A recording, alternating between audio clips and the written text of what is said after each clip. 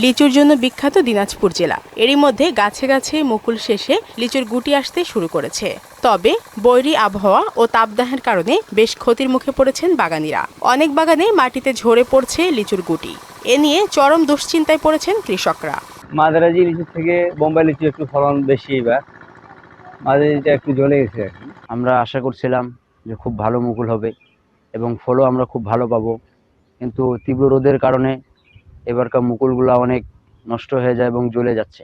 তবে ক্ষতি কাটিয়ে উঠতে বাগান পরিচর্যা চালিয়ে যাচ্ছেন তারা। তাপদাহ কমার পাশাপাশি বৃষ্টির অপেক্ষায় দিন গুনছেন বাগানীরা। বৃষ্টি হচ্ছে না বলে আমরা এখন সেচ দিচ্ছি, যাতে যেই ইয়েগুলো আছে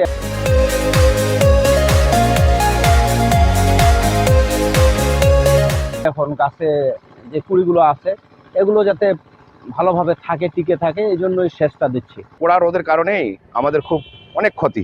ভালো ফলনে কৃষি অফিস থেকে চাষিদের সব ধরনের পরামর্শ ও সহায়তা দেওয়া হচ্ছে বলে জানালেন এই কৃষি কর্মকর্তা। সেচের ব্যবস্থা করতে পারি কিংবা গাছের গোড়ায় পানি রাখতে পারি, সেক্ষেত্রে আমরা কাঙ্ক্ষিত ফলন পেতে পারি। এভাবে যদি আমরা পরিচর্যা করি, আমরা আশা করছি লিচু, ধান এবং আম প্রতিটি ক্ষেত্রেই আমরা কাঙ্ক্ষিত ফলন না হলেও কাছাকাছি আমরা পৌঁছাতে পারবো। কৃষি অফিসের তথ্য মতে দিনাজপুর জেলায় ৫,৫০০ হেক্টর জমিতে লিচুর বাগান রয়েছে। শারমিন স্বর্ণা, মোহনা সংবাদ।